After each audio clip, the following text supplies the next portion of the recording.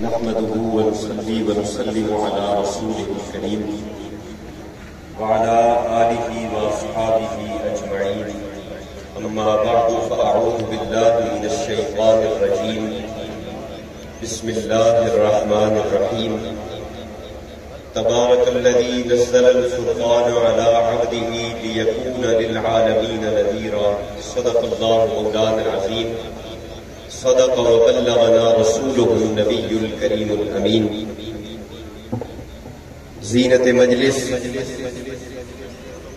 رونق محفل، شم بزم چشتیاں، حضور بندہ نواز، غریب نواز، منظور نظر حضور شیخ الاسلام والمسلمین، نائب حضور امیر شریعت غریب نواز رضی اللہ تعالی عنہ،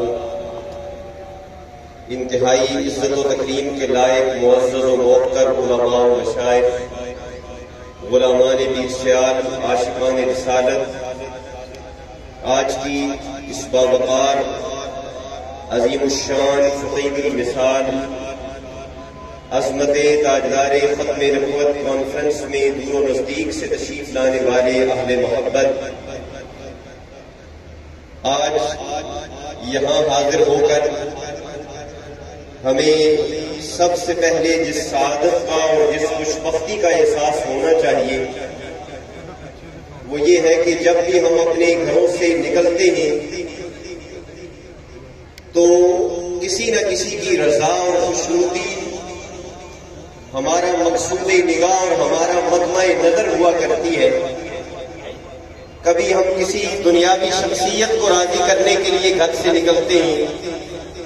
کبھی اپنے کسی ذاتی مقصد کو پیش نظر رکھتے ہوئے ہمارے قدم گھروں سے اٹھتے ہیں.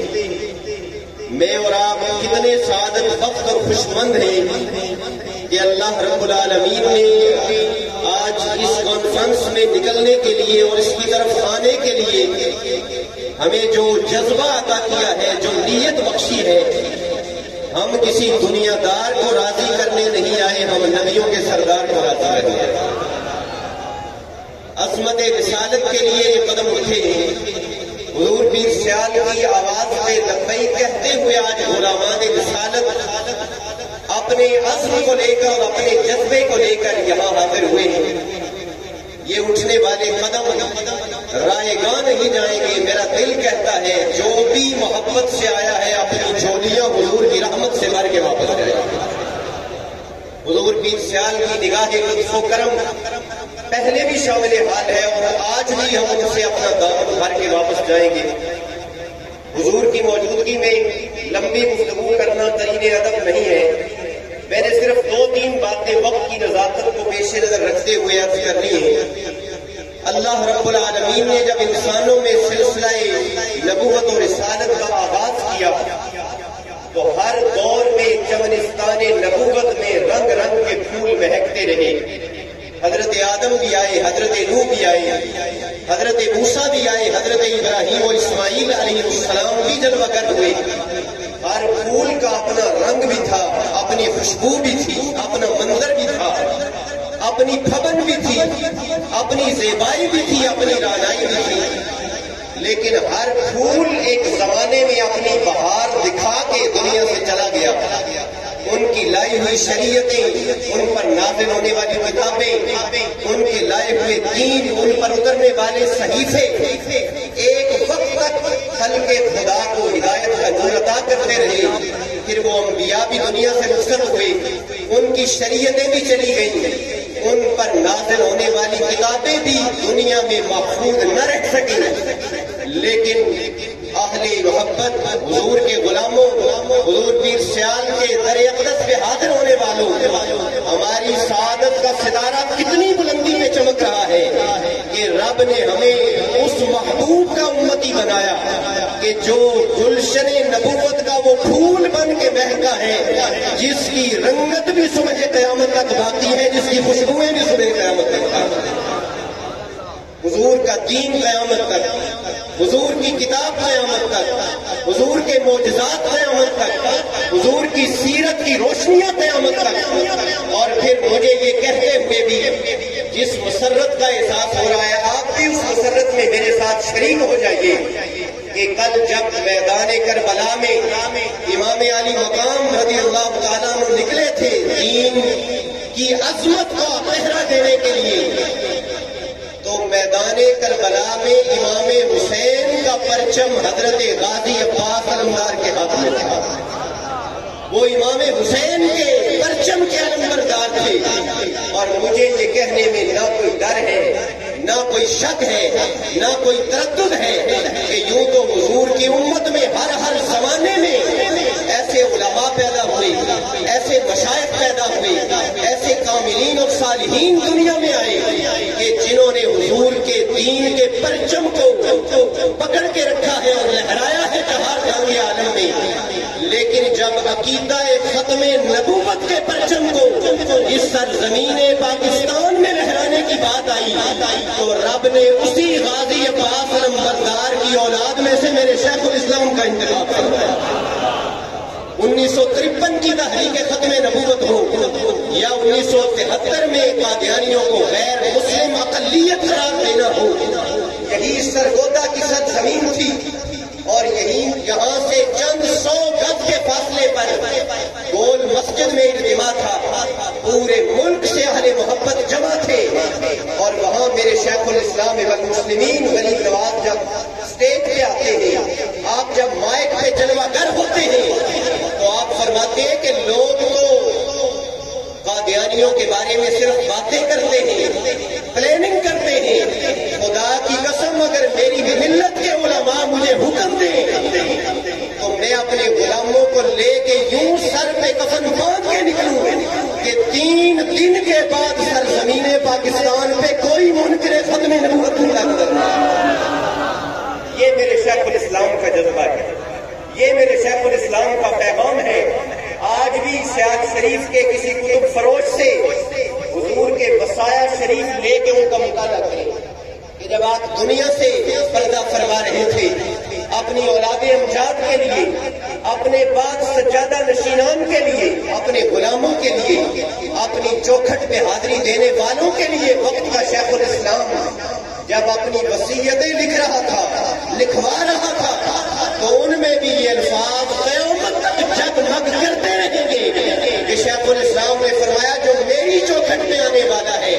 اس کا عقیدہ یہ ہونا چاہیے کہ قیامت تک جس کی نبوت کا پرچم لہرائے گا وہ محمد مصطفیٰ کی ذات۔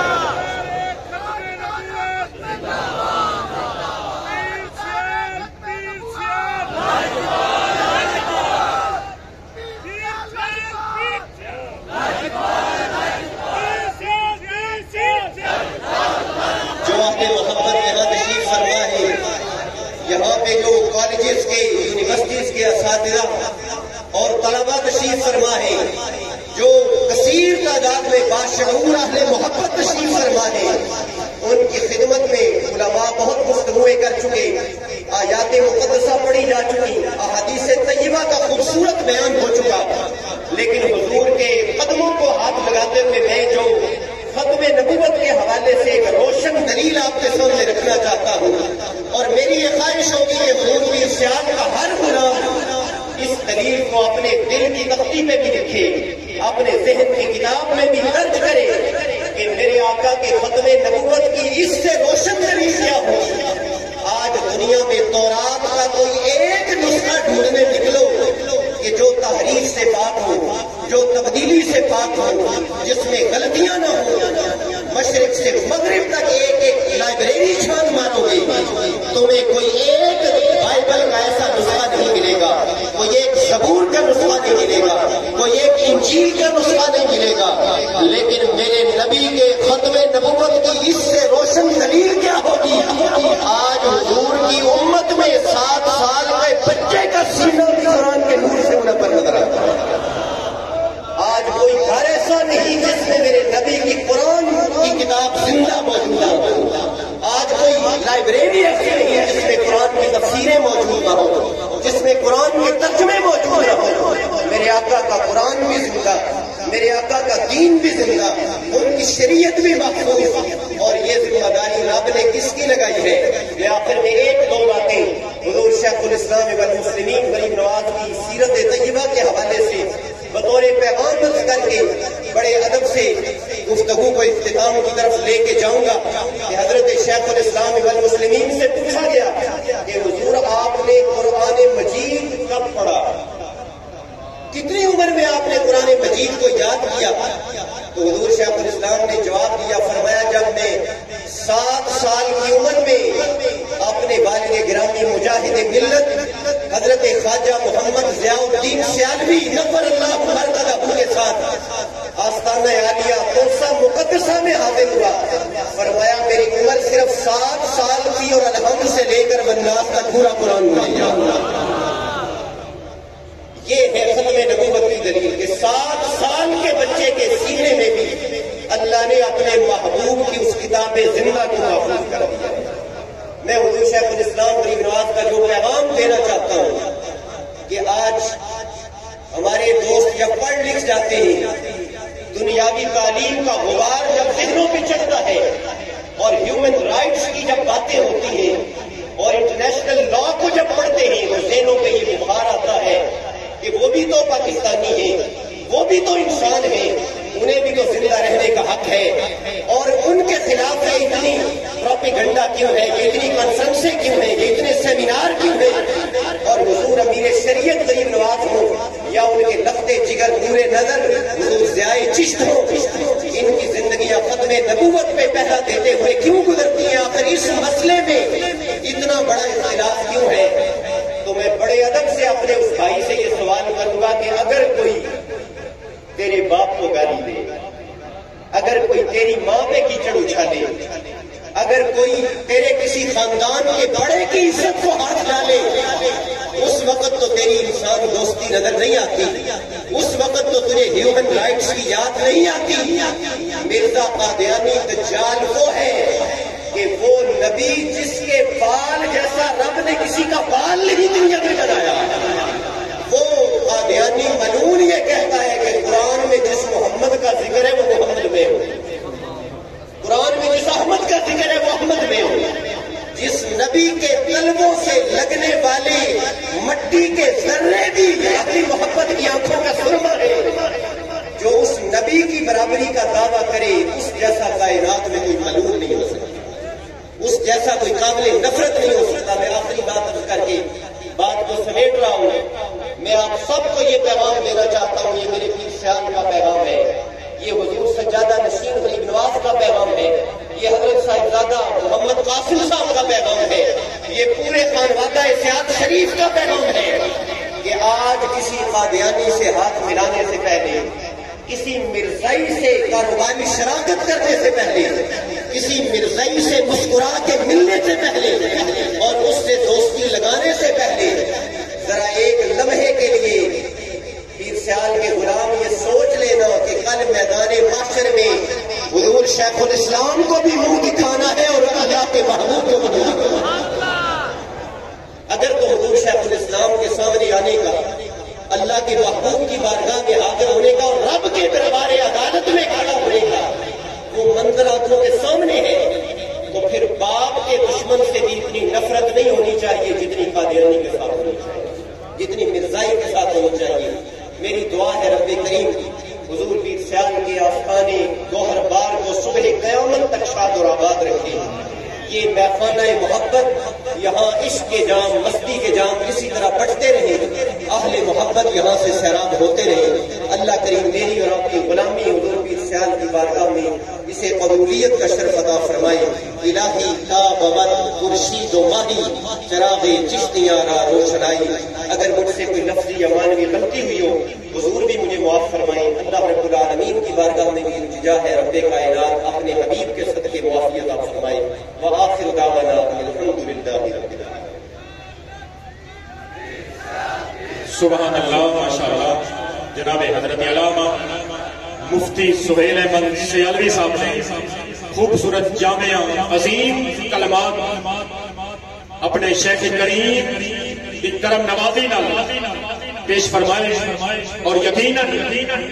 آپ کا پورا خطاب میرے لجپال پیر سیال فرمایا سے خون دل دے کے